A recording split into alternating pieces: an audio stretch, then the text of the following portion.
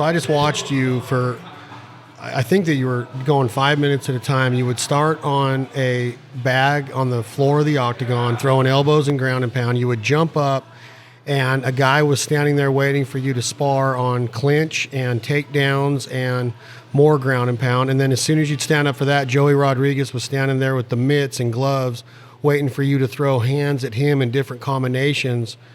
And you never, ever gave out one time. I mean, is that a normal day? Is that normal? What was that all about?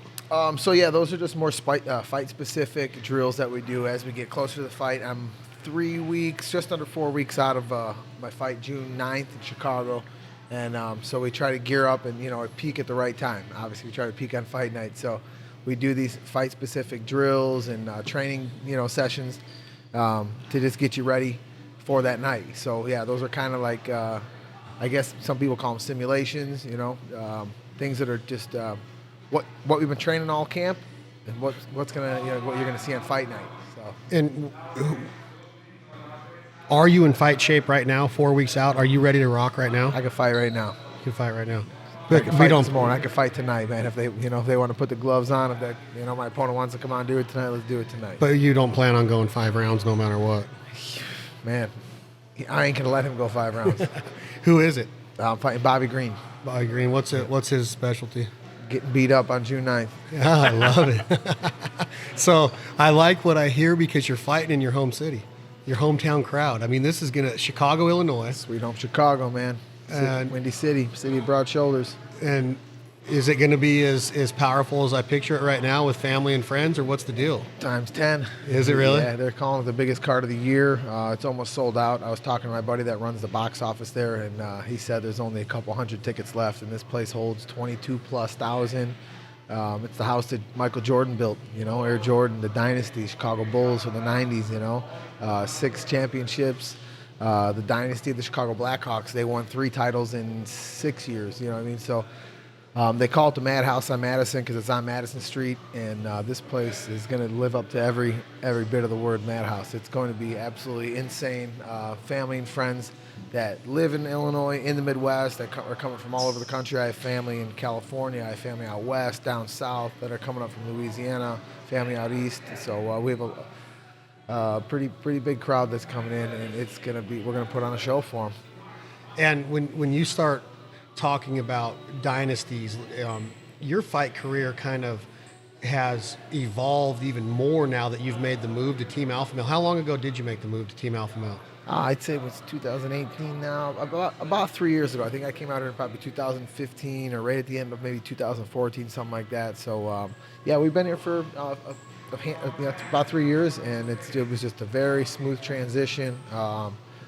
A bunch of great wrestlers, a bunch of great people. Urijah and I have been friends since before I got in the UFC. But when I was fighting he was in the WEC and I was fighting in Strikeforce. So that's dating back to 2006, or maybe even 2005. So we're wrestlers. We have a lot of similarities, in our background and our upbringing, just kind of the way we live our lives. And so he had always invited me out to come, to come train. Always invited me to come out and be part of the camp and check things out. So, I just wanted to kind of switch it up a little bit. They have it's literally a one-stop shop over here at the new gym, the Urijah Faber's Ultimate Fitness. The place is incredible. I mean, you've seen it.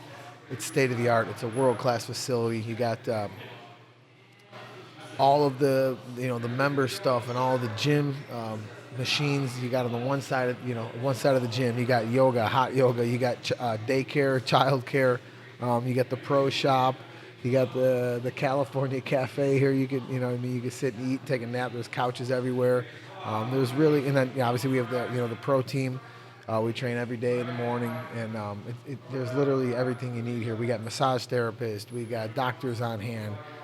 The list goes on and on. Yeah, we got a built-in sauna. The locker rooms are unbelievable. There's flat screen TVs. It's really, I call it the mecca of MMA. It really has everything at this place. So as far as your career goes and traveling around and seeing different gyms, being, training in different gyms, the Ultimate Fitness Team Alpha Male. This is state of the art. I mean, it's where it's all about right now, and it seems to me like, I don't know, I might be wrong, but it just seems to me like your mentality is like on a different level. Is Urijah part responsible for that? Is this team? And I talked to Urijah a bunch about it today, Clay, about it. Just when we walked in here today and I saw the team training, it's just like everybody's got each other's back, and the vibe is so positive and optimistic. Has it improved you mentally, emotionally, your psyche? I mean, I know you've always been a badass fighter, but are you better today? Oh, absolutely. Yeah, this gym really brings out the best in people. This family, this team brings just being around this atmosphere brings out the best in people. And Urijah has a lot to do with that. You know, he's built something very special here. He runs the gym. He runs this place like a college wrestling room, because he grew up wrestling since he was at a young age, and he wrestled in college, you know. And we all, most of the little, I call them the alpha midgets, you know. Some people might take offense to it, you know. I think the preferred nomenclature is little people, you know. Yeah. But, you know, if you look around, it's mainly short little dudes we got here, you know. I call them, the alpha midgets. But yeah, it's a very positive facility, a very positive place, and you know, you check your ego at the door, and people realize that there's no reason to have an ego in here. We can all come and help each other get better. We can all learn from each other, and we're here to work hard, push each other, have fun, enjoy the journey, and get our hands raised, and really just help improve our lifestyle. And yeah, I'm very thankful and grateful to be at this place. Again, guys, this is Chad Belding with another episode of This Life Ain't For Everybody podcast. We started with Urijah Faber Day, had Ched Mendez come by. We're at remote location today of the Team Alpha Male headquarters at Urijah Faber's Ultimate Fitness in Sacramento, California. And that man you hear talking right now is Clay Guida, a.k.a. the Carpenter. And where did you get the name the Carpenter? Where does it come from? What's the foundation of that? Is that your background? Did you used to hammer and nail it, or do you just build on during the fight to where a guy has no other choice but to tap? Yeah, that's a good question. As a matter of fact, yeah, I started. I'm still to this day in the Chicago Carpenters Union. So yeah, started as a carpenter. I'll always be a carpenter. I'll always be a wrestler, and it just kind of. You know, one day I was at some fights, and they have you fill out your fighter bio or profile, whatever, and my buddy's like, "Hey, put the Carpenter down," you know, just jokingly, and I wrote it down, and it kind of stuck. That was back in 2005, so at some local fight in Chicago. So yeah, just kind of stuck ever since, you know. So now I get to swing these things, you know, as my hammers. So pretty fortunate. And we've talked before, and the last time I saw you, Clay, we were up in Denver. You were doing some wrestling seminars for some high school and youth wrestling programs. I was up there goose hunting with Stillwater Outfitters, and we talked a little bit that night at the restaurant about music. And, you know, because I told you I'd been up there seeing Zach Brown on a couple concerts, and your love of music is the classic rock, the Metallica. What's your walkout song going to be in June? You'll find out June 9th when it's you tune in. It's a surprise, huh? Yeah, I'm going to be tuned in. I don't tell my mom. I don't tell my best buddy. I don't tell my teammate, my coach. And that's one thing everybody asks me, and I change it up just about every fight, you know. So that kind of always keeps people guessing and wanting to tune in, you know, because it's definitely something upbeat. I've walked out to Metallica before. I've walked out to Foo Fighters, walked out to Pantera, some punk rock, Alkaline Trio, Rise Against, my buddy's band that's playing in the background right now, band Pepper, Everclear, you name it. I probably walked out to it, but I love something with guitars and heavy drums, man, and something that gets me ready to, you know, tear someone's head off. Get you fired up. And what are you on right now? What is your win streak at right now? I know you've been strong in your last two fights, but are you going like what is the end goal right now? Is this the championship run to Clay Guida? What is the end goal? Who's holding the belt in your weight division right now? And where's your focus at right now in your fighting career? Oh yeah, right now my focus is definitely all on June 9th on my opponent. Right now we're on a little quick run. We're a two fight win streak. Khabib, not gonna work no more. That's what I call him, man, because he's got my belt. He better hold on to it tight, man, because when I get my shot, man, we're gonna have the best wrestling match ever. So yeah, he's a beast. I look up to the guy. He's awesome.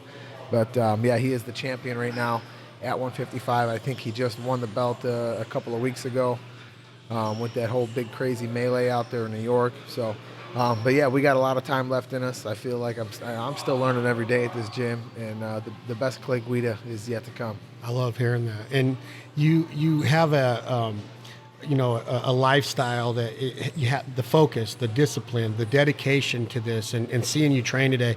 It's when you get a behind the scenes look at it, and because when you were in a pay-per-view and I'm at my house and we got cold beers and a bunch of buddies sitting around talking smack, and you remember the old Eddie Murphy jokes, oh, you must have just seen Rocky, and all of a sudden we all think that we're UFC fighters, and a lot of people do these days. I mean, they're with the tap out craze back in the mid 2000s, and then the Affliction and the American Fighter, and the uproar of MMA, and there was Liddell, and I just remember watching him and Matt Hughes, and that's when I really got into it back in the early 2000s. And now there's a legitimacy to these gyms now. To what I saw today is that there's kids that are legit MMA fighters at 9, 10, 11 years old, maybe even younger than that.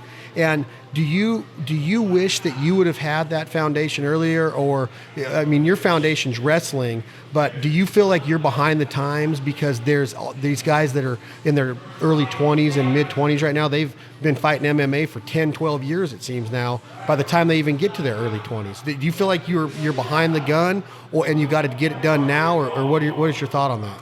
No, I don't feel like I got a late start at it when I did. I had a lot of fun stuff. I experienced a lot of cool stuff in my life. I got had a great upbringing. I got the chance to wrestle, in college. I traveled a lot right after, because I didn't get on an airplane until I was 18, and I feel like I'm still in an RV or on an airplane right now. I've been traveling ever since, and I love it. I lived on an Alaskan fishing boat. I lived in the Bering Sea. I did some of that deadliest catch stuff. And I started fighting by accident. My older brother fights, so I kind of started doing what he's doing, So looking back, it's not like, oh, I wish I would have started earlier. But now that, like you said, there's kids that are starting MMA at 5, 6, 7, 9, 10, 11 years old. It's crazy, But I also played 3 sports my whole life, Soccer was my first sport, and then I started playing baseball, wrestling, and football. And I played those all through high school, and I continued to wrestle in college. So I was happy that I played 3 sports. I got to meet a lot of lifelong friends, and those are just great memories, So, but yeah, I feel like if you want to be dominant in the sport now, it's just like anything, you got to do it all season or all year round. I coach very, very competitive wrestling back in Illinois. Me and my best buddy, we have a youth wrestling club, 5 years old up to 13-year-olds. And then we also coach the #1 team in the state of Illinois and in the country right now. It's pretty crazy. We're top 3 in the country. We beat the #1 team in the country.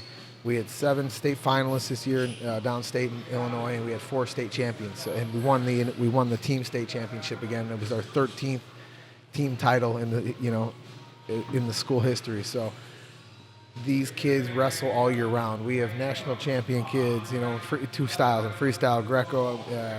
It's one of those things. Those kids wrestle all year round. They don't play baseball. They don't play football. And it's a different time in this sport. In MMA, it's a craze. It started in the mid 2000s. Like you said, with Tito Ortiz and Chuck Liddell, that rivalry, and then you see the Randy Couture, what he's done for the sport, and the BJ Penns, and the list goes on. Rich Franklin, Hendo, and all these guys. Now you see all the Brazilians are coming in, or have been there forever. I'm sorry, the Gracies are the ones that practically started MMA.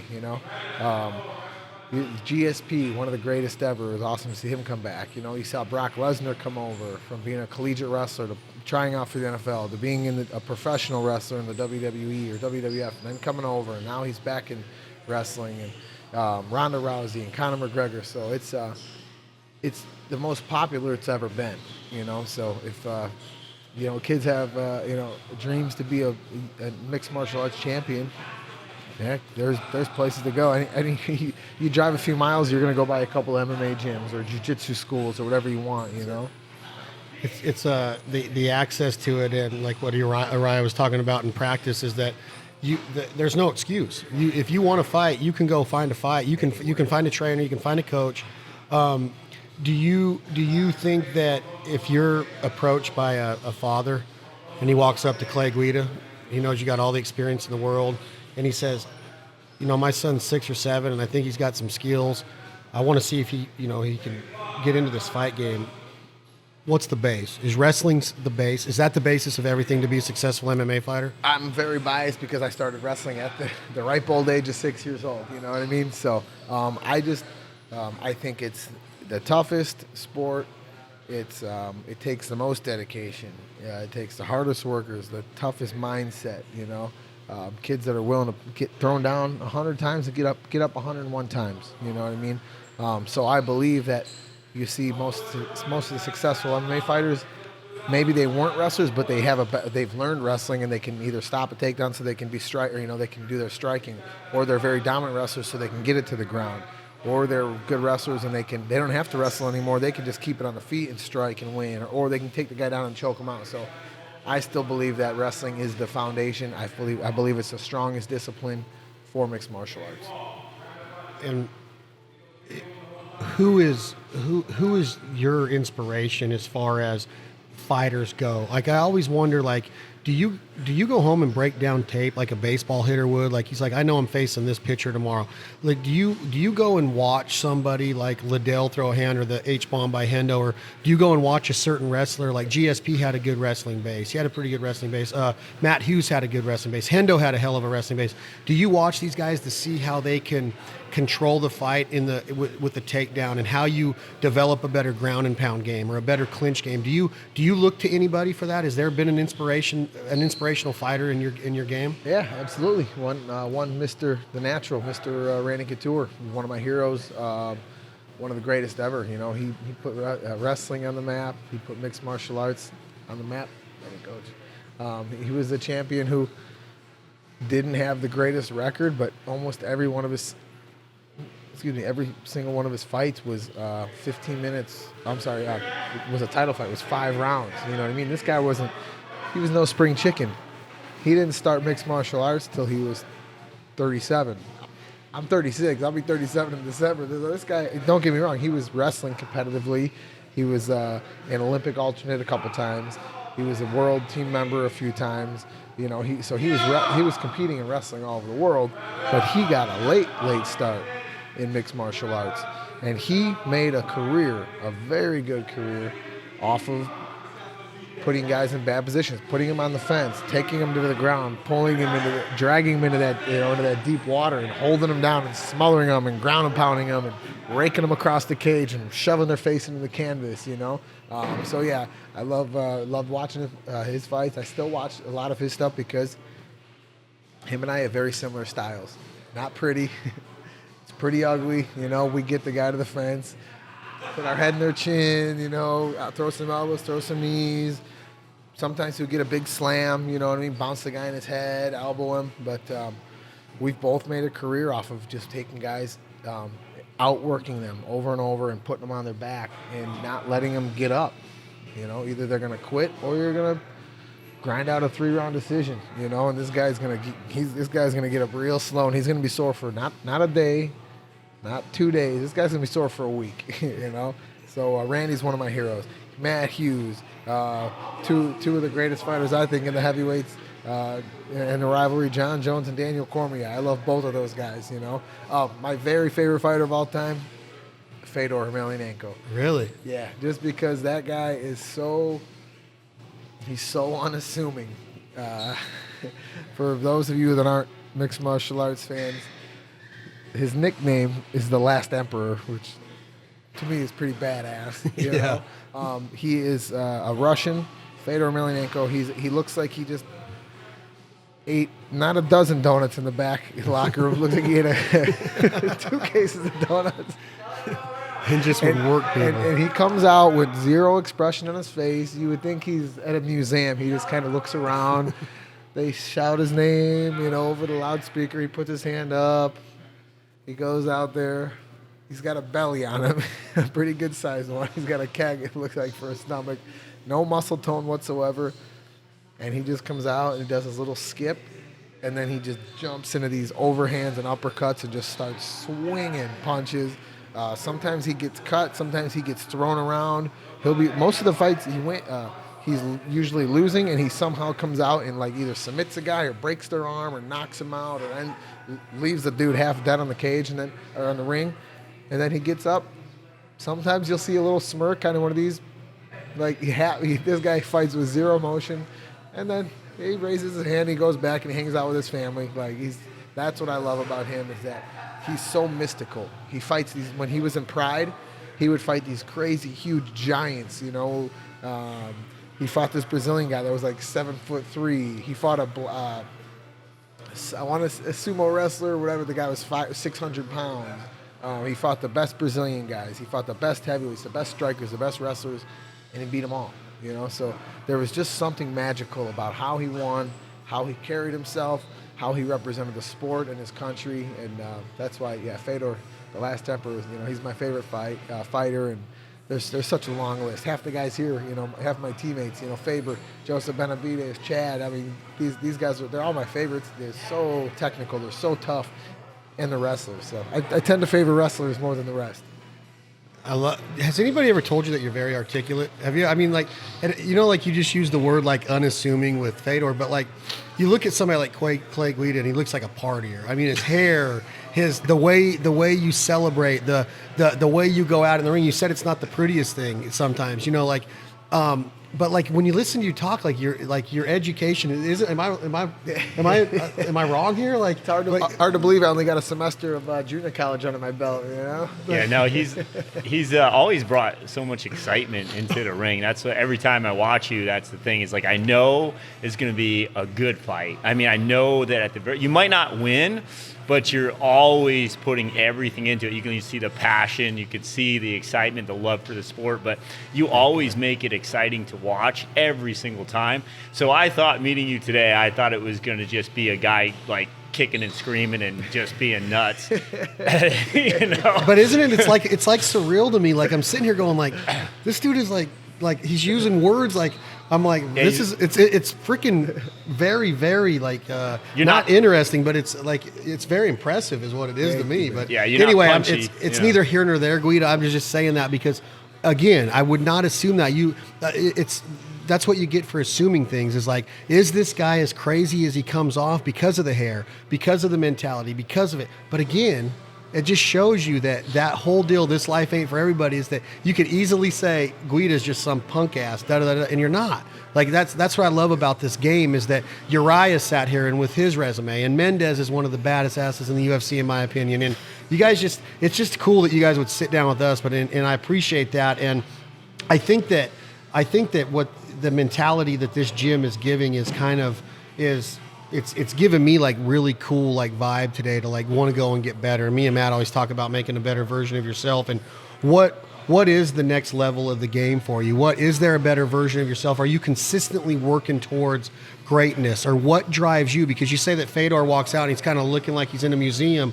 Are you working towards greatness, or family life, business wise? Tell me a little bit about what your next step is, or the better version of Clay Guida is. Yeah, there's definitely. I mean, every day, you know, I'm improving myself. I'm definitely far from perfect by any means, you know, and I really want to. Wrestling is a huge passion of mine, and that's why my buddy and I, we started that wrestling club back home, because we had to drive. We come from a small little village, so I don't live in Chicago. I live in a small, it's not even a town. It's called the Village of Johnsburg. We're talking 4,000 people, a little corn-fed town, little streams and rivers and lakes all over, and we had to drive 20, or our parents had to drive 20 or 25 minutes when we were kids to go find a decent wrestling club to get coached at, to go wrestle for, you know, so. We love wrestling so much that we started our own club a few years ago. We started with 6 or 7 kids. Now we have just over 60 kids, you know. So wrestling is it's my foundation. It's my favorite sport, and I just love passing on that knowledge to kids. I love seeing, not just kids, I love seeing people surprise themselves. I love seeing them be able to do things they did not think were possible. When you go downstairs here at the gym, you see the amateur class or the pro class or these guys, the members, and you see them achieve things that they didn't really think their mind could do, you know, their body could do. Their mind thought about it, maybe, and then you see them pick up a combination that they didn't ever try before, or you see them, you know, lift weights or do some sort of athletic, you know, drill or something they just didn't think, or they're just around, you know, this positive atmosphere that Urijah and the family and the team has built. That to me is what it's all about, is being able to pass on positivity, you know, from one person or one team to a large group of people. And not even that, even if it's just one person. If I can try to affect every one person a day, go say hi to some stranger or one person a day, put a smile on their face, man, to me, that's what it's all about. You know? I love hearing that. I get that out of every single person that I've met today. And I've had a friendship with Mendez, and he's always told me that, you know, that the vibe is there. And when you get to spend a day and witness it, it is. And just like you giving up 30 minutes of your schedule, like you guys are busy. You know, this is a pre-fight. You know, you're down to your last 3 weeks getting into the fight game. And it's cool to get inside of your brain a little bit and find out that, hey, it's not like you're not just like gung-ho crazy. You're still regular guys. And that's exactly what Mendez and Urijah said. And it's, let's see how regular you are. I just want to, before you got to go, and I know you got to get out of here. We're close to, you know, the Bay Area, which I think that, you know, a lot of people think of San Francisco as this destination place in the United States, and you've been spending some time here. And where I'm going with this is that I know you're a big Grateful Dead fan, and I learned some stuff about Jerry Garcia when I was down in Palo Alto Bay Area last year at a Zach Brown show. Is that you know, he was part of his vision was that amphitheater over there at Mountain View, and if you go look at that, there's some really cool there's some really cool vibe over there. What is it about that vibe that draws you in? Are you that simplistic person that can listen to a lyric in a song and it relates to you, and that's how you live your life? Or do you try to always be on top of every little minuscule part of your life to perfect it? Or, because Jerry Garcia always talked about there's a lot of imperfections in human beings. Are you always trying to perfect every move that you're making? Or why are you so drawn to that type of music and that type of vibe? I'm trying to figure out why what brings you into that mix of being a deadhead. You know what? That's a great question. And music is my inspiration in wrestling and mixed martial arts and fishing and my outdoors life. I fish all the time. I'm sure you guys see the stuff that I post. When I'm not fighting, when I'm not competing or wrestling, I'm down. I'm either fishing out here, I'm fishing on the road. I got a house in Florida. I'm fishing down there, wherever. And music is a huge inspiration for that. And I got turned on to the Grateful Dead by my brother and his friends when I was in high school, in the band Fish, when I was just getting out of high school, you know. And there's just something so soothing about it. And going to those when I went to, you know, their first concerts, everyone's just in a great mood. They're all happy, you know. I saw little kids running around with their parents, obviously, you know. But I feel like if you get kids around music at a young age, they're going to be more peaceful, I think, you know, growing up. If you get them around the proper crowds at a young age, they're going to be a little more easygoing, a little more laid back growing up. I think music has a lot to do with that. They say music is the international language. You know, everybody knows it. Everybody loves music, no matter what kind of genre it is. But yeah, Jerry Garcia, and that's very true. You know, in my life, I'm not trying to perfect everything.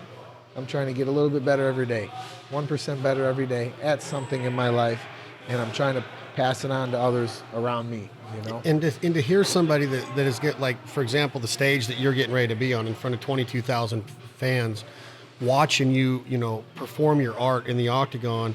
I keep saying, I told you, Ryan, Chad, this is that it's not something that you can just shake a stick at. What you guys do is a big deal, and I love how nonchalant and the humility of what you guys bring in. It's almost like we've been talking to the same exact person all day with the approach that you guys have, and that's where I was going with the Jerry Garcia stuff. Is that if you look at life like that, me and Matt have talked about this. Instead of saying I need to lose 50 pounds, just start with one. Start with that first one and figure out what it takes to get there, and find that emotional level, that psyche that says, hey, that was good. I'm proud of myself. Now let's get 2 more off. And I think that is a way to develop the lifestyle of saying, hey, I didn't have to quit eating everything that's bad for me. I didn't have to work out 6 hours a day, right? It's like, just take care of little imperfections at a time. And the next thing you know, that big picture, all those pieces of that puzzle start to come together because of the optimistic, the open-minded, the being an open door and being able to learn and be coachable. And I think that's exactly why you're seeing the success you're seeing out of this gym, is because that's what we're getting out of it, is that the vibe is awesome in here. That's awesome, man. Yeah, you nailed it on the head, and you got a great point. And so many of my friends, so many of my family members, I'll tell you a story, you know, after this, they're like, oh, I got to lose 50, I got to lose 70 pounds. I'm like, dude, ma'am, sir, missus, let's start with 1. one at a time, 1 pound every other day. Not even a pound a day. You know what I mean? Because you know how it is. The water weight, you drink a half a bottle of water, boom, that pounds back on. You know. And I say, don't look at that big 50 or 60 or 50 or 30 pounds, whatever it is, because you're gonna get. It's easy to get discouraged. And where I'm going with this is my sister. She's in the middle. I'm the youngest. My sister's in the middle. My brother's the oldest. She's always been heavy set her whole life. And this past year, I want to say maybe less than a year, she's already lost 115 pounds, and she was very, very big. And she still is. And she said she's going to do 185. And she, I send her little workouts, and she is gung ho. She is a woman on a mission. She's up before work, and she's in the healthcare industry. She runs a bunch of nursing homes. So she goes and she's a caretaker. So she goes and overlooks a bunch of assisted living, like 6 or 7 in the Chicagoland area. So she gets up at 4 a.m., does her hour workout, makes lunch for her kids and her husband. Then she's off and driving all around, taking care of these people that changing diapers, stuff like that, elderly care, overlooking, talking to her staff. And then after work, she comes home and she's right back to the gym in her basement or her treadmill, whatever she does her workouts. And then she makes dinner, cooks dinner for the kids.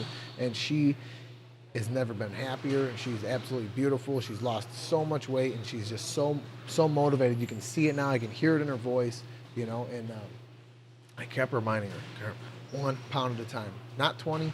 Not, I need to lose 30 by November. It's 1 a day or 1 pound, a couple pounds a week, whatever. But don't put a pressure on yourself for that huge number, because you're gonna have your times where you plateau or you gain a pound or 2. So just try to keep it at that. You know what I mean? And I tell people that all the time it is a roller coaster. I'm a wrestler. I've constantly been dieting more than half of my life. So it can be tough for people, but.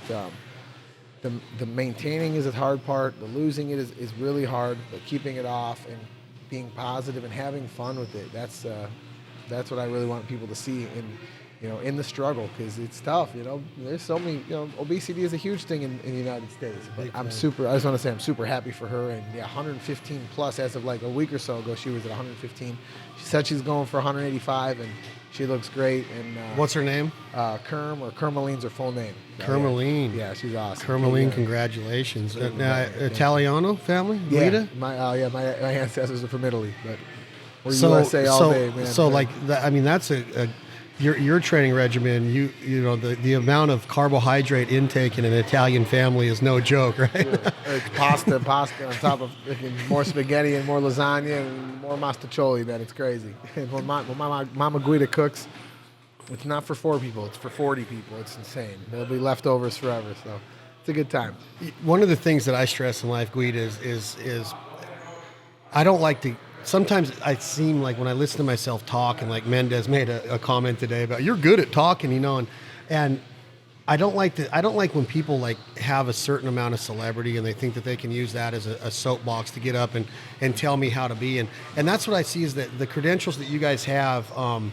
The celebrity that you guys maintain, that you develop, none of that matters. And it's so cool to hear you talk about life and family and kudos to the sis and the things that you recognize, because when you're looking at it from the inside out and you're signing autographs and your UFC Fan Fest and your walkout and your time in the octagon and the relationships and the business deals and the life that has come your way because of the dedication, it's easy for a guy outside of it to assume that guy doesn't know what real life's all about. He doesn't understand struggle. He doesn't, you know what I'm saying? And where I'm going with it, Guida, is that you can tell by sitting across a table with you for 20 minutes that, man, this dude is a legitimate freaking person that you want to hang with, right? And I think that you can, Mendez is back. I think that you can tell, we're getting ready to go to Makuni. You gonna go? You want to go a little sushi with us? Guida might go. He just said, no, he can have a little bit.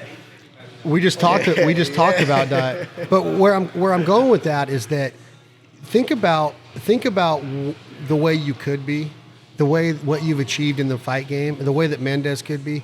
I just think that it's badass that you can sit here and take the attention off of you and give it to the other people. And I don't know where you get those kind of traits, but I feel that in my life, this is what I've said, is that what I get to do is hunt. I get to hunt for a living. And people are like, man, you get to hunt the finest places. You get to go to the best. They don't understand the work that it takes to get to that there. point, right? You've earned it. You get to earn that. And then the other part of it is that I go, I don't even care about the animals that I get to kill. I love the experience, and I love to hunt, and I love to kill, and I love to eat.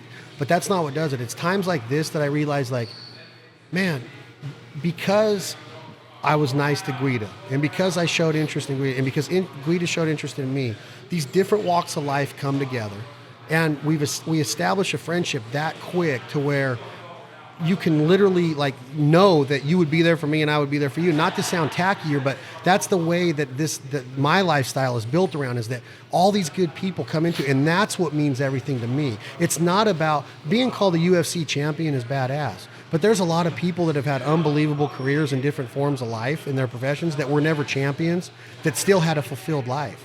And you can tell that your life's fulfilled with all of that kind of, from the fishing to a concert to a pasta meal to seeing your sister succeed at that. And to me, I think that that's what my life is. That's what I've been enriched with. I don't care all the money in the world. Urijah has made a good living, and he's still in here in flip-flops and his surf shorts and coaching his ass off because of his passion for life. And you're the same kind. You're cut from that same cloth. That's it, man. And I appreciate the compliments and the kind words. And you're right. It does come from somewhere. To me anyway, it comes from my mom and dad. They brought us up like that. Treat others how you want to be treated. The same old cliche. Our grandparents. I'm not rich. You know what I'm rich with?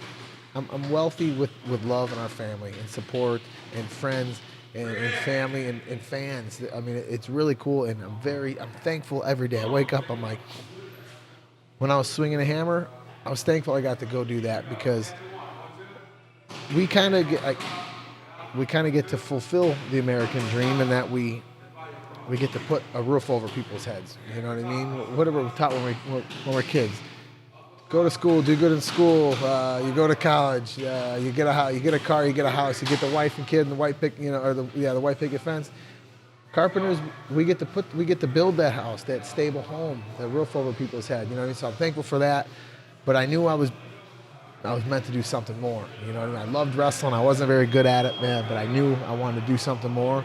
So I worked my butt off and to become a mixed martial artist. And I'm thankful for my wins, and I'm even more thankful for my losses, because they taught me valuable lessons about me, about myself, about my life, about my family, about the sport, and that it's not always about being a champion. Yeah, you know what I mean. I'm gonna fight tooth and nail until it happens. You know what I mean. But I'm gonna be happy no matter what. And what the sports provided me, what wrestling has provided me, what hard work and my parents and my family, you know what I mean, just supporting me. I've been all over the world because of it. Just how it is for hunting with you, it is with fishing with me, and concerts and in the wrestling world. It's I believe we scratch each other's back, and boys are boys for life. It's just it's a certain camaraderie and a certain relationship that It's real special, and like you said, people kind of look at you different. They think we have everything. It's not true for a second, man. You know what I mean? I have everything I need because I got great family, I got great friends, I got great supporters. You know what I mean? To me, that's what wealth is all about. And I'm healthy. That's another thing. The best wealth, is a healthy lifestyle. I love it being able to go out and run. I love being able to go wrestle, with my buddies anytime. To me, just being grateful for those little things and the simple things in life is what makes it all worthwhile. I think that, and I've said this before in relation to hunting and hearing you talk, I love hearing it, because I think that there's a seminar series out of what you're saying right now for up and coming MMA fighters, and hearing you say words like the losses were just as important. I appreciate and I'm humbled by the losses. If a fighter, if a duck hunter, if somebody can learn to fail, and Michael Jordan he has a great quote about failing, if you can learn to accept the failures early in your career, early in the life, and build off of them and learn and not get down and be what you used to call a quote unquote sore loser, I think that's that mentality. And I think a lot of it has to do with that man's name down on that sign, Dan Gable, and the way that he thought.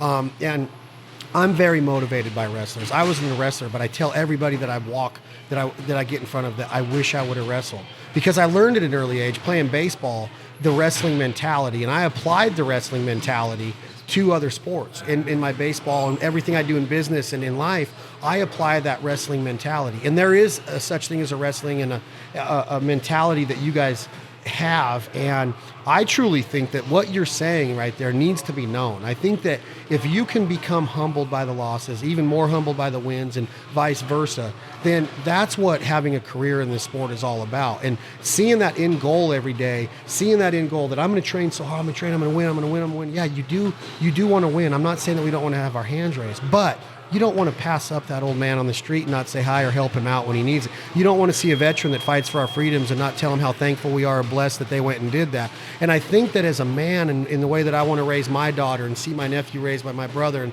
in the way that you were raised by your mom and dad and your Nona and your Papa and all the Italians in your family, I think that there is a right way to be brought up. And I can tell that you were, and I think that you need to be expressive. And I don't know that you are, but if I was a fighter in this gym, that's what I want to know. I want to know that that's going to happen, because we all lose. Everybody loses. There's no bullshit in that. Everybody loses at some time in their life. Some form of life, exactly. You know what I'm saying? And I think hearing you talk and hearing the rest of the guys talk today, I'm motivated.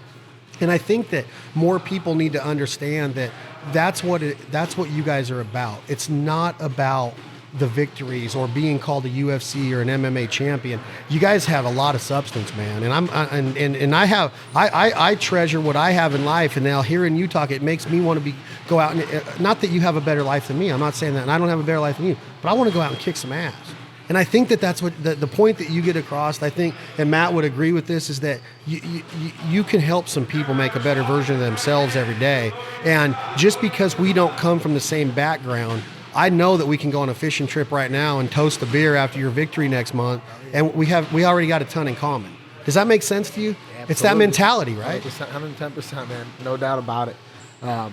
Yeah, we're all cut from, come from different backgrounds, but I feel like we are, kind of cut from the same cloth, and yeah, heck, baseball is my favorite sport, man. Unfortunately, I only 5'5", 5'6", and I played on the traveling teams, played on the all-star teams, and to this day, baseball still is my favorite sport. Real quick, too, I haven't even told only my parents know, a couple of buddies, but during fight week back in Chicago, the Cubs just asked me to do the 7th inning stretch, sing the 7th inning stretch. No way, dude. So, yeah, that's gonna be pretty cool. The Harry Carey take me out to the ball game? You got it, man. No way, dude. At Wrigley, I keep saying Zach Brown. It sounds like I'm a groupie, but I appreciate. He's awesome. Isn't he awesome? I can't wait to go see. All my buddies have gone. I'm sorry, Chad's like, dude, anytime they're around, you know what I mean. I saw him at Wrigley last year. How insane isn't it such a cool place? 45,000. Insane. We're talking about you bringing him to Zach Brown concerts. All right. Well, hey, listen, I appreciate it. I think that we're going to come back after the fight. After his fight, we'll do a little Guida Mendez celebration after both of them win. Let's do one of these up in Boise. I'm coming to Boise. Yeah, I'll be in Argentina shooting ducks. Oh, you'll be after that team. Okay, right on. Yeah. He's a hater. He doesn't like talking. Dude, see, this is what I'm doing. Here comes Mendez, the karate. Hey, Guida. Anyway, bro, I appreciate you. Everybody knows how we feel about fighting here, as far as in this gym at Team Alpha Male, and what we learned today, and the inspiration, the vibe that I got. It's just a cool vibe, and I appreciate what you guys do, giving up parts of your day, but getting to know guys like Mendez, and he introduced me to Urijah, and I had ran into you, and I'm like, that's Clay Guida, and I just, I walk up, introduce myself, and the next thing you know, we're texting and we're buddies, and now we're talking about, and I'm serious, let's go see a Zach show, let's go hang out, let's go to a Giants game when they play the Cubbies. I'm a huge baseball nut. We got a lot in common, and Matt and I got a lot of work to do, because we want to figure out how he's a stud at training young athletes. Matt Pendola is. We're going to go back, and we've learned even more today on how these messages that I want to apply, because life is short, and life can be a mother, you know what. And these messages help me get out of a funk. And I told you right today, I go, when I want to get out of a funk, I call Mendez, because the son of a bitch is always happy. Positive, always in a good mood. And some of us need it. As positive as I think I am, sometimes I find myself going, damn, man, I need a boost. I need to pick me up. And there's nothing wrong with admitting that and being that guy. And there's a lot of people that need them a lot more often than I do. And guys like you have the ability to be so uplifting, man. My hat's off to you, and I'm so glad I got to sit down with you. And I hope you kick some freaking ass in June, and we'll be watching. I might even fly to Chicago for it. I might be hitting you up to get me to get me a ride down there with some family because I love hanging out with Italians, and I'm coming to the post-fight meal. It's going to be awesome, man. Yeah, we got the weigh-in dinner already set. We got the after-party set, man. The Cubbies are in town, too, playing all week. So it's I think I'm going to come. Man. I'm going to look at the dates. Come on out, man. Brother man, Clay Guida, the Carpenter. Thank you so much. Thank Chad you so Mendez. much. Let's go to Makuni. You going to go to Makuni with us? I think I might have to meet you guys there, man. We're going to go to I'm hungry. sushi. Let's go Makuni. This has been Chad Belding, Clay Guida, Urijah Faber, Chad Mendez, Urijah Faber's Ultimate Fitness. Right here, the headquarters, the home of Team Alpha Male. Look for all their fighters. They got some studs on all the different rosters across the United States, including the Ultimate Fighting Championship, the UFC. And I couldn't be more humbled to be here. Matt Pendola, thanks for being here today. Tom, thanks for making the trek down here. Chad Belding, this life ain't for everybody. Again, guys, Team Alpha Male. These guys are awesome. Support them and get your kids involved in these sports because the mentality, the discipline that they get is second to none. This life ain't for everybody. I hope you enjoyed it. Chad Belding, thank you all very much for the support. When the money's all gone, say life on earth won't last that long. What you gonna do when the money's all gone?